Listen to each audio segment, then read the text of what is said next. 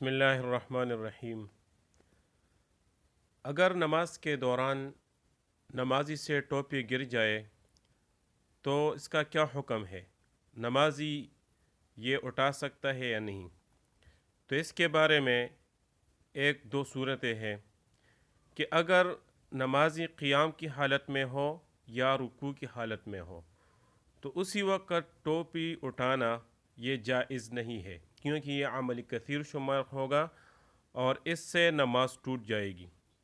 ہاں، اگر نمازی سجدے کی حالت میں ہو اور وہ ٹوپی اس کے قریب ہے تو عمل قلیل یعنی ایسا اپنا ہاتھ آگے کر کے وہ ٹوپی اٹھا کر پہن لے، اس کو عمل قلیل کہا جاتا ہے، لیکن ایک ہی ہاتھ سے، کہ ٹوپی قریب بھی ہو اور ایک ہی ہاتھ سے وہ ٹوپی اٹھا کر پہن لے، تو اس صورت میں یہ پہننا، یہ عمل کرنا جائز ہے، بلکہ افضل ہے، اور اس سے نماز بھی نہیں ٹوٹتی۔